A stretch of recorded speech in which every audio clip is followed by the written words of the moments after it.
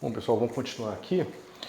O próximo conceito importante sobre os operadores que nós vamos ver são os operadores unitários, certo? Operadores unitários.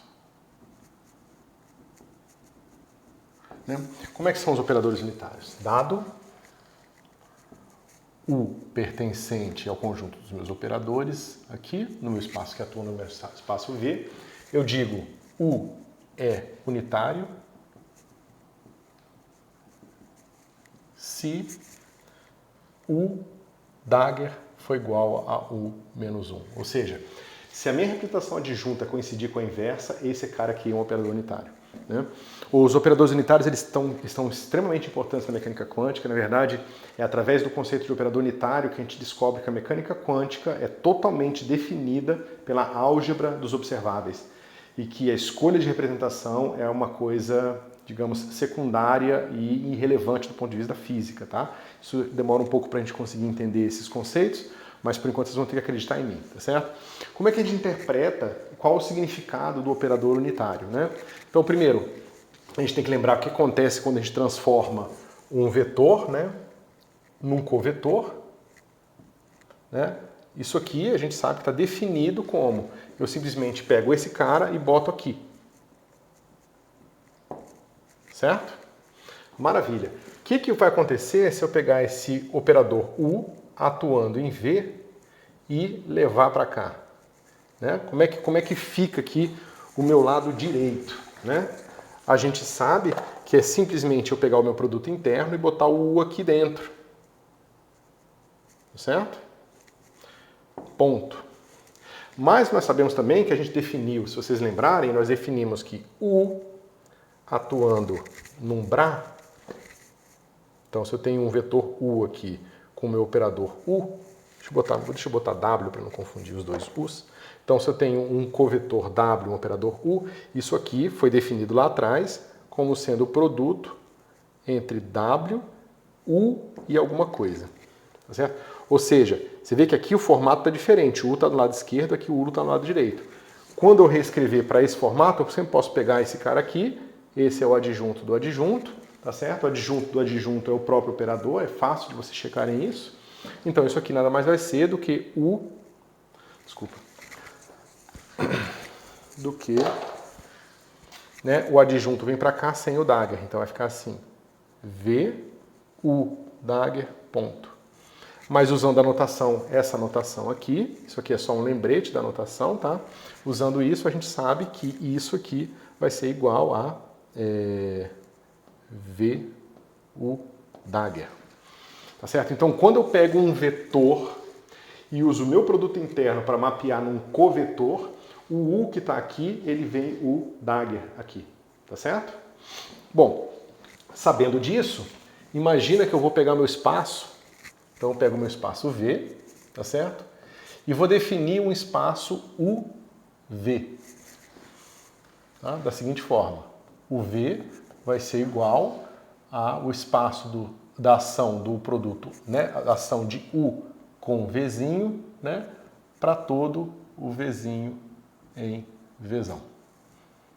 Tá certo? Então, é o meu espaço transformado. O que acontece com o espaço transformado? Se eu pego dois elementos dele, por exemplo, eu pego o meu UV e o meu UW, né? Ambos elementos desse espaço aqui, e calculo o produto interno entre eles, eu vou ter o seguinte, eu vou ter, esse cara vai ficar UV, UW. Certo? Até aqui a gente não usou o fato dele ser unitário para nada. Mas agora eu posso passar esse cara para cá, isso aqui vai ficar assim. U, dagger, U, V, U, W. Certo? Bom, pessoal, mas a gente sabe que agora o dagger é a identidade. Então isso aqui vai ficar assim, ó. U, menos 1, U, V. E aqui W. Mas isso aqui é identidade. Então o produto interno, ele é preservado pelos operadores unitários, tá certo? Então, a característica mais importante dos operadores unitários é preservar o produto interno.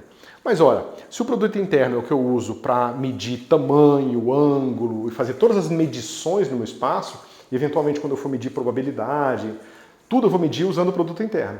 Se esse meu operador unitário preserva os produtos internos, então ele preserva todas as previsões físicas. Então, tanto faz eu trabalhar no espaço V ou trabalhar no espaço UV, né?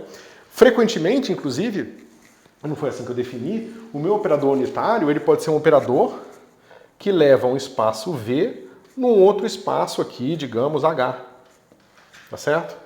Mas, se ele satisfaz essa condição de ser unitário, tanto faz eu fazer medidas em V quanto fazer medidas em H, tá certo? Em mecânica quântica, a gente vai fazer isso frequentemente. Horas a gente vai usar uma representação em termos de funções de onda, por exemplo, o oscilador harmônico. A gente pode usar a representação de função de onda, em que a gente vai ter um espaço de funções de quadrado integrável, que a gente vai falar um pouco mais de detalhe ainda. Ou você pode, por exemplo, pegar a representação dos operadores de criação e aniquilação, que é simplesmente uma base, digamos, contável. Ambos vão ter uma base contável, mas nesse caso vão ser simplesmente os coeficientes de cada estado dos operadores de criação e aniquilação, tá certo?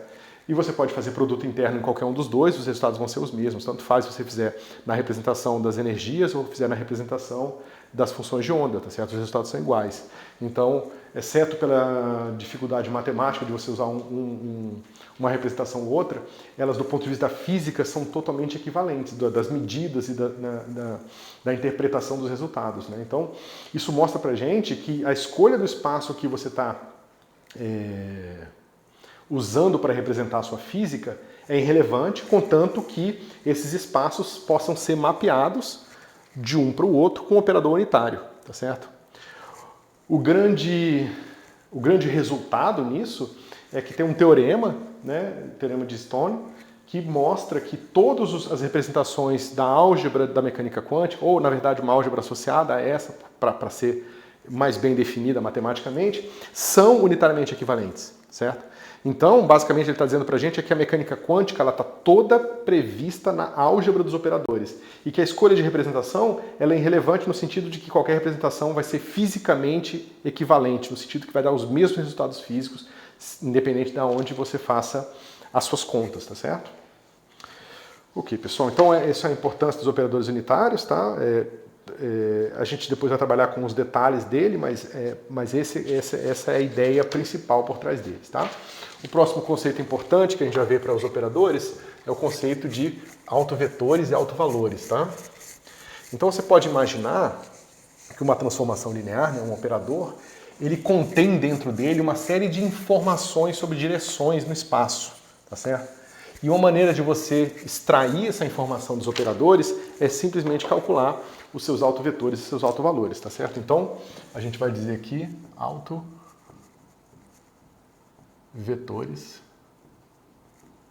e autovalores. Isso aqui, pessoal, é também o arroz com feijão da mecânica quântica, tá? Basicamente, o primeiro passo em qualquer problema de mecânica quântica é resolver um problema de autovetor e autovalor, que muitas vezes se transforma num problema de equações diferenciais parciais ou ordinárias, tá certo? Mas, de qualquer forma, o ponto central é encontrar os autovetores e autovalores. Eles vão estar associados àquilo que você mede no laboratório, né, e as possibilidades de estados distintos que o seu sistema físico pode admitir, tá certo? Então, vai ser crucial aqui para a interpretação e para a gente botar depois os postulados da mecânica quântica, tá ok? Então, a gente define assim, dado uma transformação, né, pertencente ao meu OPV, eu digo, né, que se essa equação aqui tem uma solução, deixa eu botar aqui a notação que eu estou usando, esse cara aqui, W, vai ser igual ao certo lambda W. Se essa equação aqui tem solução, então você tem aqui um autovetor do meu operador. Ou seja, quando o meu operador age num autovetor, eu obtenho um outro vetor proporcional. Ou seja, a única diferença entre esses vetores é que esse aqui tem um certo número, tá certo? Esse lambda ômega, ele é um elemento do corpo, tá certo? Então isso aqui é o conceito de autovetor e autovalor. Você vê que, de certa forma, é a direção no espaço que aquele operador não transforma, ele só dá uma esticadinha nela, mas ele mantém aquela direção, tá certo? Então você pode, por exemplo, pensar que, por exemplo, uma rotação do espaço tridimensional. Você pegar uma rotação aqui que gira o x e o y. Você vê que se eu pegar qualquer vetor e aplicar uma rotação, ele vai girar. né? Então, você vê que não vai acontecer isso aqui, né? Agora, se eu pegar a rotação no x e y aqui e pegar um vetor na direção z e girar, ele não muda, ele fica igual, tá certo? Então, o vetor na direção z é um autovetor da rotação. E o que o vetor na direção z está te representando? O plano x e y. Então, você vê que o autovetor da rotação, ele está designando qual é o plano onde a rotação está se dando, entendeu? Se você pensar isso em 3 dimensões, fica um pouco mais difícil de ver, mas em mais dimensões, 4, 5, 6 dimensões, você vai ver que as rotações, né, vão ter autovetores associados, que vão ser esses subespaços que não são transformados pela rotação. Nesse caso aqui, é só o eixo z, tá certo? Maravilha. Agora, o mais importante ainda são o problema de autovetores e autovalores quando ômega é igual a ômega Dagger. Ou seja, quando esse cara é autoadjunto. Certo? Quando esse operador é autoadjunto, a gente consegue extrair uma série de informações importantes aqui. Ok? Então, vamos lá. Como é que a gente faz isso? A gente pega o nosso ômega, atuando em W, e obtém essa mesma equaçãozinha aqui que nós tínhamos aqui, ok? A gente acabou de fazer essa conta, eu posso transformar esse cara aqui num Bra, né? Para eu transformar esse cara aqui num Bra, ele vai ficar assim. Ômega, desculpa, o ômega minúsculo, ômega maiúsculo, ou W, se você preferir chamar. Só que quando eu transformo esse cara aqui num Bra, ele vem complexo conjugado. Esse cara aqui vem complexo conjugado. Certo? Então aqui não tem nada demais por enquanto, tá certo? Só que o que eu posso fazer aqui é o seguinte. Eu posso pegar essa expressão aqui e fazer o produto dela na direção W', tá certo? E esse cara aqui, eu posso fazer o seguinte. Vamos supor que essa equação aqui, a gente tem dois autovetores, pelo menos, tá? Deixa eu começar de novo aqui. Então, digamos que eu tenho uma solução, que é essa aqui, e eu tenho uma outra solução, ômega, só que com um novo autovetor e potencialmente um autovalor diferente. Tá certo? Então, esse linha aqui é só para dizer que é um vetor diferente, tá ok? Ambos eu posso reescrever assim, né? Eu posso pegar esse cara aqui, transformar num Bra. A gente sabe que quando transforma num Bra, esse cara aqui vem a representação adjunta, mas esse cara é autoadjunto, eu tiro o adjunto daqui, tá certo? E aqui eu vou obter o meu lambda ômega estrela, e aqui vem o meu Bra do W, tá certo? E esse aqui, bom, eu posso transformar também, ele vai ficar assim. W', o ômega não muda, porque é autoadjunto, e aqui vem o complexo conjugado do outro alto valor. Certo? E para que serve isso aqui, pessoal? Pega essa expressão aqui e multiplica por W', ou seja, pega o produto interno desse cara com W'. O que a gente vai encontrar? A gente vai encontrar o seguinte. W', ômega, W igual a lambda W, W', W. Tá certo? Agora pega esse último aqui e faz o produto dele com W. Então eu vou obter assim. W', ômega, W igual a lambda W' estrela, que é esse cara aqui, W', W. Bom, pessoal, isso é igual a isso. Eu posso subtrair essas duas equações, reorganizar aqui no lado esquerdo, vai ficar assim, ó. Lambda W menos lambda W' vezes W' W é igual a zero. Né? Eu só subtraí essa equação dessa aqui, isso aqui foi para zero, e sobrou a subtração desses dois caras aqui, esses dois números, isso aqui são números iguais, sobrou só essa subtração aqui, certo? Agora a gente vai fazer duas coisas diferentes. Vamos supor primeiro que o meu W, eu tomo o meu W igual ao W', certo? Se eu faço, desculpa, faltou o complexo conjugado aqui.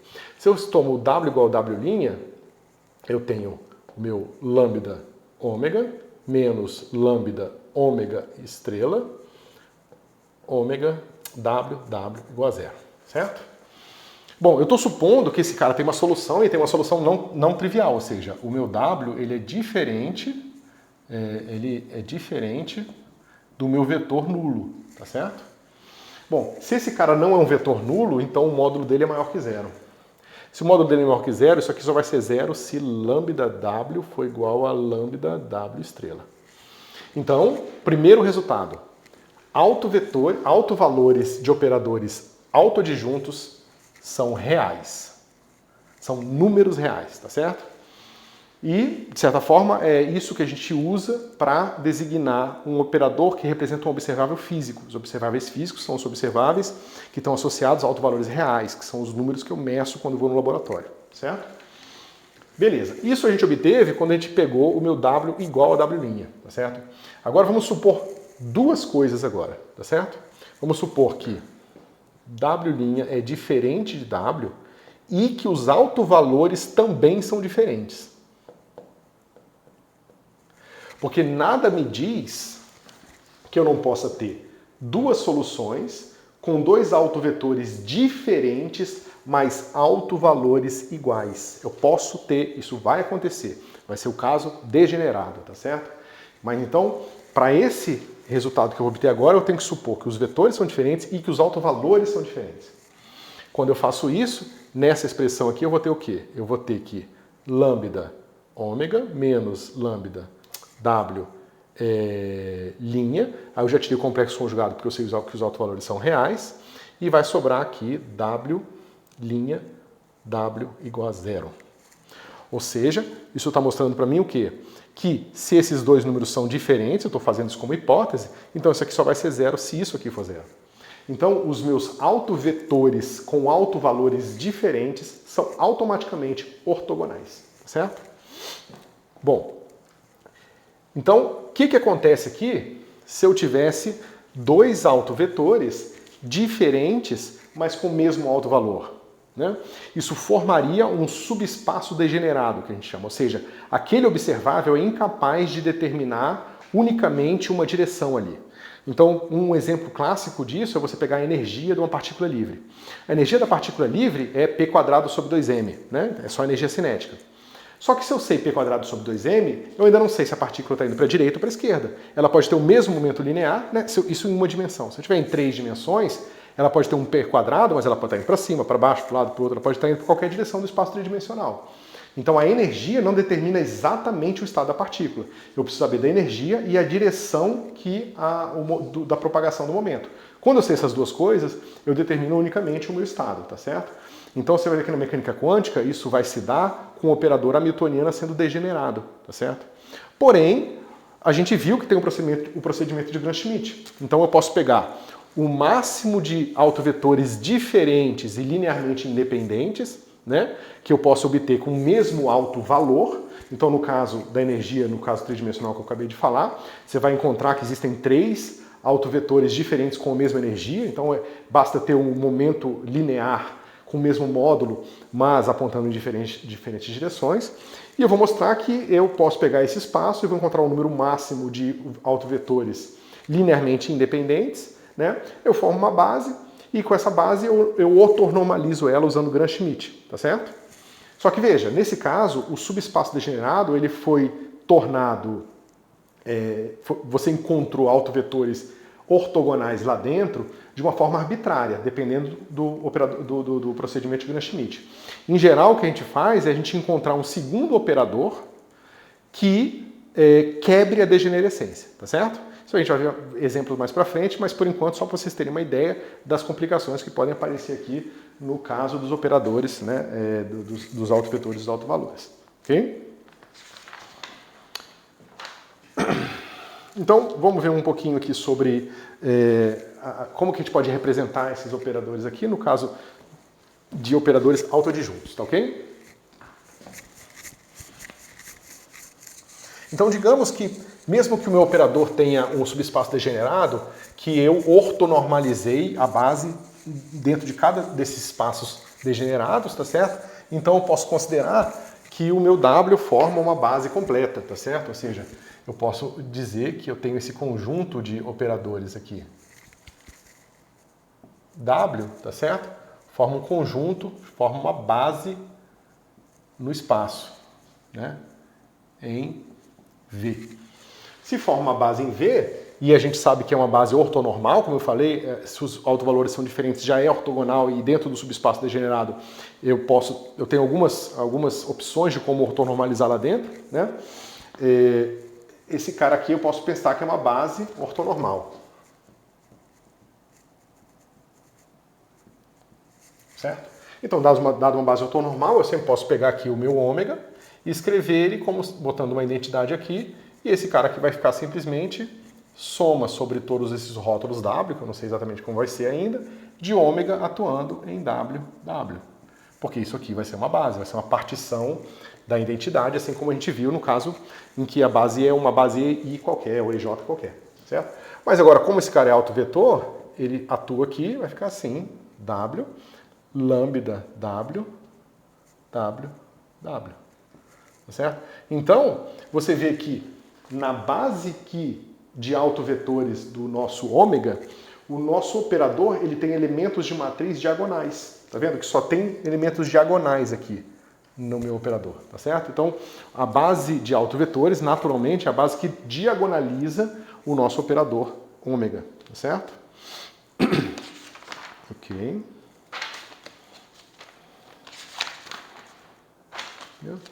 E com isso a gente pode ver mais algumas coisas interessantes aqui, né? Então vamos pensar aqui em funções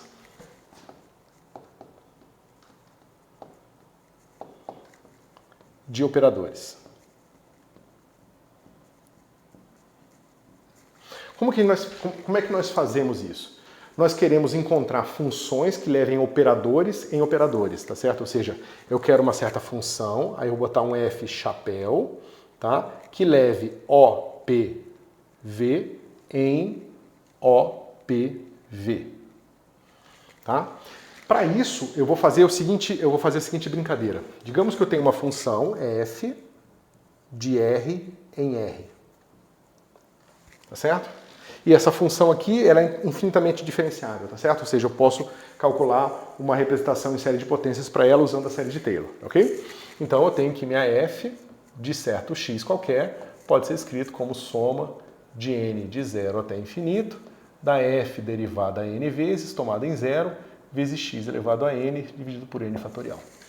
Tá certo? Então você vê aqui uma função suave, analítica, em torno de zero, ela pode ser, digamos, representada com esses infinitos, mas contáveis números aqui. Lembrem, isso aqui são números, tá? Eu vou usar a representação em série de Taylor da minha função para mapear, né? Eu vou pegar um mapa que eu vou chamar de y. Esse y ele vai levar essas funções aqui de RR, que eu vou chamar de função C infinito R aqui, tá? Em funções aqui que eu vou chamar de C infinito C infinito de R. Deixa eu botar só C, né, em OPV. OPV. Tá certo? Que são esses mapas que vão levar operadores em outros operadores, tá certo? A questão de diferenciabilidade aqui eu não vou discutir por enquanto, ok? E eu vou definir assim. Esse cara atua numa função f, né? Num certo operador ômega, vai ser definido assim. Esse cara é igual a somatório de n de 0 até infinito, da minha f aqui, né, sem mapear, ou seja, desses números aqui, só que agora eu vou botar o meu operador ômega, potência n sobre n fatorial. Lembrem, a gente definiu uma álgebra dos operadores, então a gente sabe calcular a potência, a gente sabe fazer polinômios de operadores, não tem nenhum problema nisso aqui. A gente sabe pegar operadores e multiplicar por número também, números aqui, e a gente sabe somar operadores também. Então isso aqui está tudo definido dentro da nossa álgebra dos operadores, tá certo? Então isso nos permite fazer um mapa de funções de números reais em operadores. E por que isso é tão importante na mecânica quântica? Por que esse mapa em particular é importante?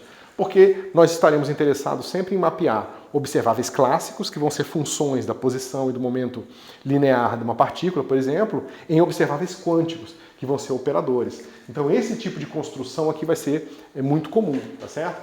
E na prática a gente vai definir, a gente vai simplesmente chamar F chapéu de esse y vezes F aqui, tá certo? Então a gente mapeia uma função de R em R numa função de OPV em OPV, assim, Na prática, raramente a gente vai fazer uma coisa com uma notação tão explícita assim, a gente simplesmente vai botar um f, a gente conhece assim, exponencial de x e eventualmente vai escrever exponencial de ômega. Aí você tem que lembrar que o significado disso aqui é esse aqui com isso aqui, ou seja, isso aqui é definido por somatório de n igual a 0 até infinito, de 1 sobre n fatorial, ômega elevado a n. Tá certo? É essa soma de potências de ômega que define agora a exponencial de um operador. Tá certo? E isso vai ser bastante importante para a gente. E só para conectar com o que a gente viu de autovetores e autovalores, o que acontece aqui, nessa representação aqui, quando eu pego, por exemplo, ômega ao quadrado? Isso aqui vai ficar assim, soma de w de lambda w atuando em lambda w', certo? Bom, pessoal, esse cara é ortonormal, então o produto desse cara aqui vai dar um delta de Kronecker do que é que sejam esses rótulos aqui. Então vai ficar ômega quadrado, vai ser soma de w', lambda w',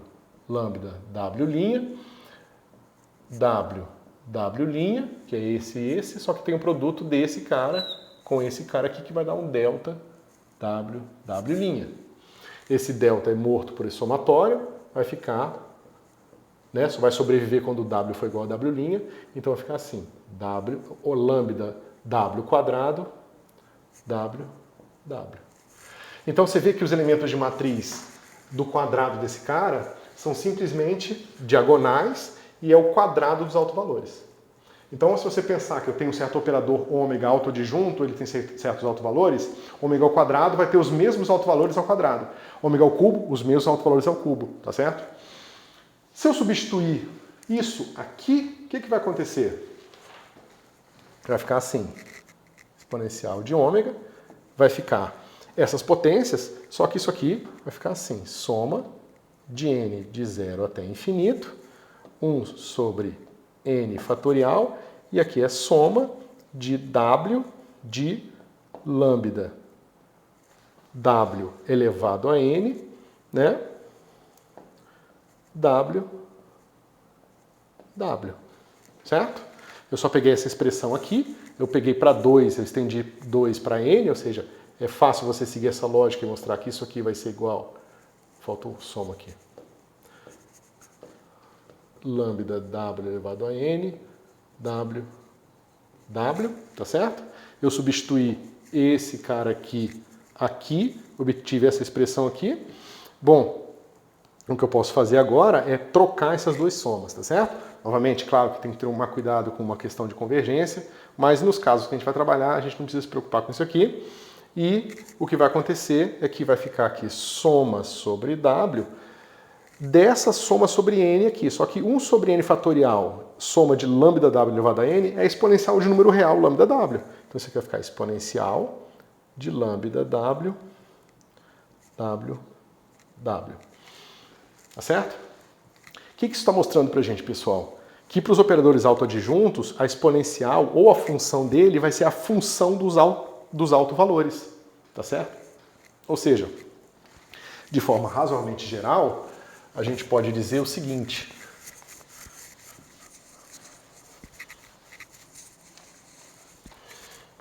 A gente pode dizer que f chapéu de ômega vai ser igual a soma sobre w de f normal, aquela f que a gente partiu, do lambda w. Tá certo? Então, se os seus autovalores, por exemplo, são sempre positivos, você pode calcular o logaritmo de um operador, né? Porque você pode calcular um logaritmo de número positivo, então você sabe calcular o logaritmo dos números positivos, que são os autovalores, então está definido o logaritmo de um operador. Se você quiser calcular exponencial, funciona para qualquer número real. A exponencial de qualquer número real é bem definida. Então eu posso calcular a exponencial de um operador, tá certo? Logaritmo e exponencial vão ser os mais comuns, tá certo? De vez em quando você vai encontrar um cosseno, um seno de um operador também. Mas em geral o logaritmo e o exponencial vão ser importantes, porque vão estar associadas às representações dos grupos de transformação. Então, quando você for estudar simetrias e conservação em mecânica quântica, a gente vai fazer uso bastante de grupos de Lie, e nos grupos de Lie a exponenciação de operadores é extremamente importante. Tá certo? Deixa eu ver se falta alguma coisinha aqui. Não, é isso.